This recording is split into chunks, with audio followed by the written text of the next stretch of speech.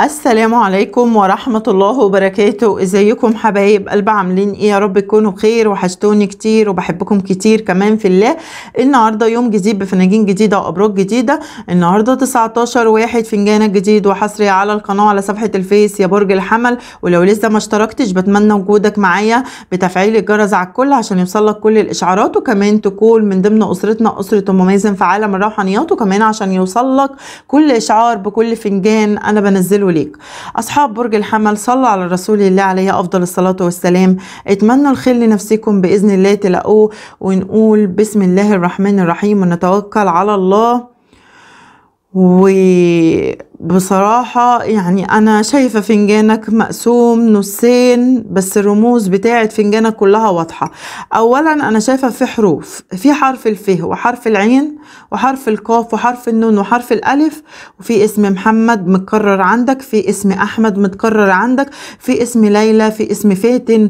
دي ممكن تكون أسماءكم أو حروفكم انتم، أو أسماء وحروف أشخاص في قلب حياتكم عامة. شايفة بقى ان انت عندك شوية قلق على ولادك او شوية زعل عليهم. ممكن يكون ولادك هم بعيد عنك او في مشكلة تخصهم الفترة دي بتواجهك وبتواجههم وانت قلقان، او ممكن يكون حد من اولادك تعبان. فايا كان الوضع اللي انت فيه ربنا يطمن قلوبكم كلكم، بس اهم حاجة تخلي بالكم انتم كمان من نفسكم، لان من الواضح بعض الطاقات منكم مش الكل هتحسوا الفترة دي بنغزة ناحية الشمال عندكم، يعني ناحية القلب ناحية صدركم. فلو حسيت بأي حاجة يا ريت تعرض نفسك على الدكتور، ما تأثرش مع نفسك، ما تهملش في صحتك، ما تاخدش مسكنات. محتاج زيارة للدكتور يا برج الحمل، وده بينطبق على بعض الطاقات، وبعض الطاقات محتاجة لتحصين. الطاقات اللي محتاجة التحصين هتظهر عليها الفترة دي خنقة، هتظهر عليكم يعني خمول، كسل، صداع، دوخة، زغللة في عينيكم. ده بسبب الطاقة السلبية على فكرة اللي انتم متعرضين ليها، لان انتم العين عليكم زيادة عن اللزوم على فكرة يا برج الحمل. وانتم اساسا بسم الله ما شاء الله عليكم حلوين، ويعني من غير حاجة انتم هتتحسدوا. يعني ما كانش حواليكم ناس بتبص في حياتكم بتبص عليكم واعداء ليكم، بس انتم هتتحسدوا على جمالكم من اول نظرة. اي حد هيبص لك يا برج الحمل يعني هتاخد العين بمعنى اصح. عايزة اقول لك كده، خلي بالك بقى لو انت في حاجة في السر عندك، يعني بمعنى لو انت في علاقة في السر خلي بالك، لان العلاقة دي ممكن تنكشف، لان انت متراقب من ناس كتير حواليك. عامة انتم متراقبين بشكل دوري في مكان انتم دايما بتكونوا فيه الفترة دي، لا اما بقى مكان شغلك انت متراقب فيه، لا اما مكان سكنك متراقب من اهل او اهل شريك او جيران. فخلي بالك من اي غلطة انت ممكن تقع فيها الفترة دي، او حد يكشف عليك شيء. اديني بنبهك للي هيحصل معاك يا برج الحمل.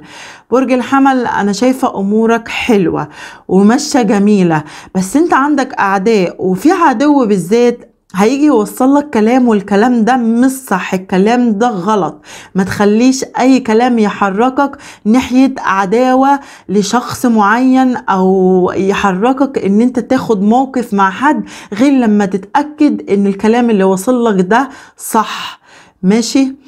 شايفة بقى ان في امور كتير برضو هتحصل معاك الفترة دي هتخليك يعني ايه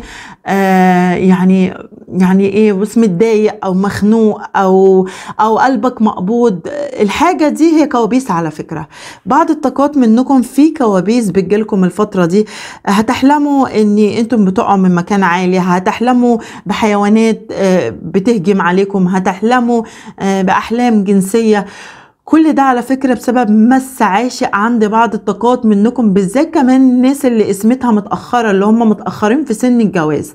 انتم محتاجين لتحصينات قوية، محتاجين ان انتم تناموا على وضوء، محتاجين ان انتم تناموا على قرآن وعلى سورة البقرة لحد ما تشوفوا حد يعمل لكم جلسات بالقرآن عشان خاطر المس العاشق ما يجونش عندكم. والمس العاشق ده سبب من ضمن الاسباب اللي مأخرة سن الجواز عند ناس كتير منكم، فخلي بالكم من نقطة زي كده. ماشي يا حبايبي؟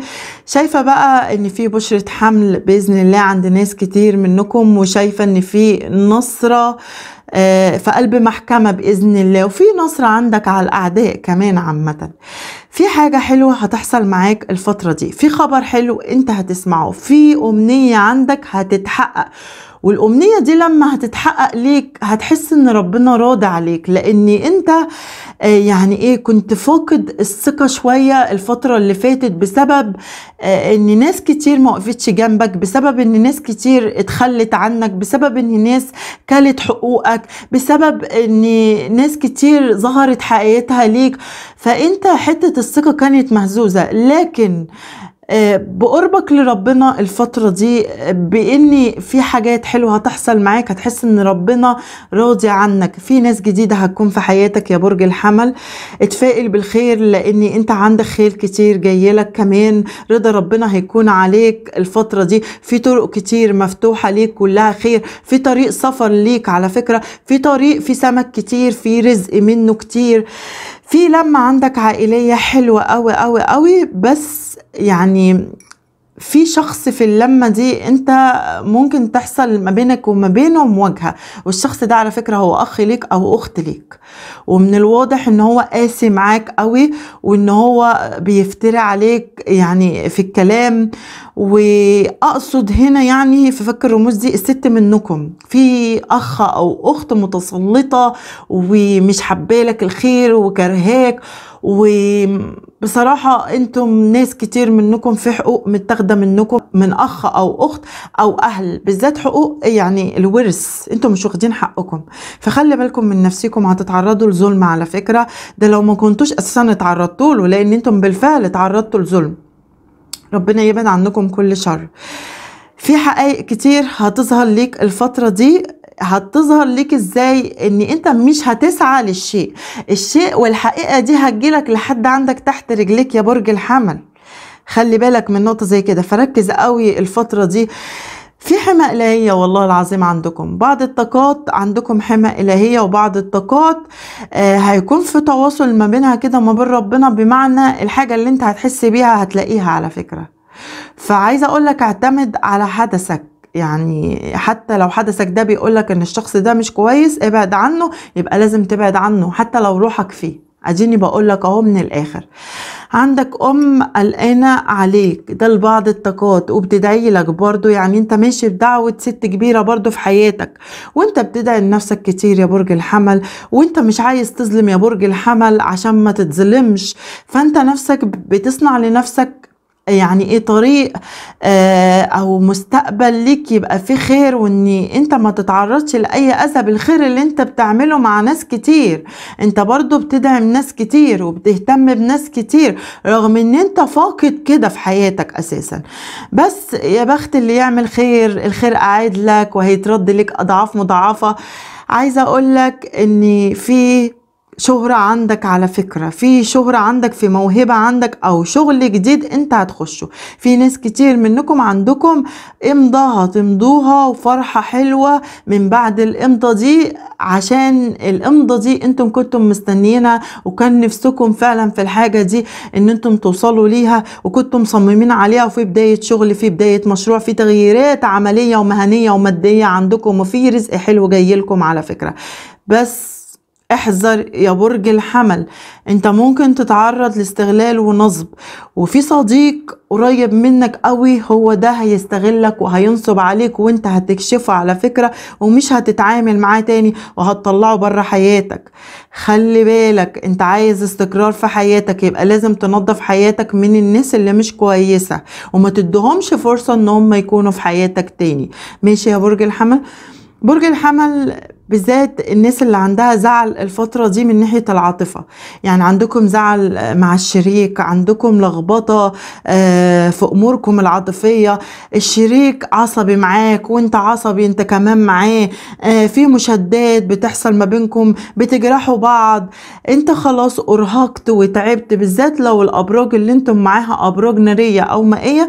شايفة انتم باذن الله اموركم هتتظبط الفتره اللي جايه، ولو انتم على خصام شايفه هيكون عندكم صلح وهيكون عندكم رجوع وهيكون عندكم لقاء في عتاب شديد، وانت اللي هتعاتب يا برج الحمل وهتاخد حقك من الشريك، وبعد كده هيكون باذن الله عندكم رجوع.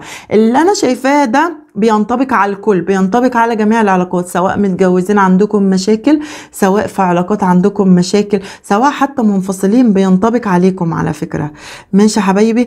شايفة ان في شخص راجع لكم من الماضي، بس عايزاكم ما تسمحوش للشخص ده يخش حياتكم تاني او تقبلوه تاني في قلب حياتكم، لان هو شخص نرجسي، شخص اذاكم قبل كده ومصمم برضو على الرجوع وعلى الاذية ليكم. فخلي بالكم من نقطة زي كده، حذاري حذاري يا برج الحمل من الاشخاص اللي من الماضي ترجعها تاني في قلب حياتك حتى لو انت عايزها وروحك فيها. معلش معلش، هتتأذي تاني وهتلوم نفسك وهتزعل على نفسك وهتخسر كمان. انت سنة تعرضت لاستغلال وهتتعرض لاستغلال تاني. فاحنا في وضع البني ادم فيه مش محتاج ان هو يفضل طول عمره مستغل، يعني احنا في وضع عايزين نحافظ عايزين نحافظ. خلي بالك من مصاريفك كمان، عشان في فلوس جايالك حلوة، في رزق حلو جايلك على فكرة، هتفرح انت بالرزق ده. خليك كتوم على احوالك الفترة دي يا برج الحمل. في شخص جديد كمان هيكون في حياتك، في حب جديد هيكون في حياتك، فبلاش تفكر في اي شخص من الماضي يرجع ليك. ماشي يا حبايبي. المتجوزين هتكشفوا ان في خيانة على فكرة، يعني هتكشفوا ان الشريك معاه طرف ثالث، وده على فكرة هيعصبكم قوي وهيخليكم تنفعلوا، وممكن يكون في انفصال مؤقت. يعني ممكن تكون انت يا برج الحمل سبت الشريك ومشيت وبعدت عنه، بس انتم ما زلتم يعني متجوزين، يعني في انفصال عندكم. يعني الانفصال ده يمكن انت يعني اخترته، يعني اللي هو بتقول للشريك لا تختارني لا تختار الطرف الثالث. طب انا عايزه اقول لك على حاجه، ان الشريك هيختارك باذن الله وهيخرج الطرف الثالث من حياته. شايفه كمان ان ممكن الطرف الثالث ده مش لازم يكون يعني حد هو على علاقه بيه، لان البعض منكم الطرف الثالث اللي عامل لكم مشاكل ومش عايز لكم يعني استقرار في قلب حياتكم هو حد من اهل الشريك عامه. فانا شايفه برضو هو مش هيسمع للطرف الثالث ولا هيسمح له ان هو يكون في حياتكم، وهيكون باذن الله عندكم استقرار. طاقة السحر عند ناس كتير منكم، ودي انا شايفاها من الاول ومش عايزة اقول لكم عليها. ويمكن كمان المس العاشق لما دخلك من طاقة السحر على فكرة. فخلي بالك ان انت محتاج لعلاج يا برج الحمل، وده مش بينطبق على الكل، ده بينطبق على بعض الطاقات. في طاقات منكم ظاهرين اللي انتوا بتعملوا علاج على فكرة، علاج بقالكم فترة، لان انتم من الواضح كده يعني ايه طاقتكم ابتدت تزيد، ويعني تصدوا الطاقات السلبية في بلوكات، يعني انتم بتعملوها للطاقات السلبية. ده للبعض مش للكل. خلي بالكم من نفسيكم. اي حاجة انتم شايلين همها الفترة دي، الفترة اللي جاية مش هتكون موجودة. في انفتاح عندكم على فكرة. الناس اللي عليها ديون وعليها جبال وحمل ومسؤولية وعليها طلبات وعليها التزامات، الفترة اللي جاية هيكون في عندكم تيسير وفي رزق عندكم حلو، هتقدروا تسدوا الديون اللي عليكم، هتقدروا تجيبوا اللي نفسكم فيه. في ناس عندها نقلة من بيت لبيت على فكرة ان شاء الله. في ناس كمان عندها سفر، فما شاء الله فنجانكم حلو. في رسائل كمان هتجيلكم على فكرة، بس انتم هتعملوا نفسكم مش شايفينها. ده بعض الطاقات. انت هتواجه شخص الفترة دي وهتمسكوا انتم الاتنين في بعض، بس يعني ماسكين في بعض بس برضو هيكون في صلح عندكم على فكرة.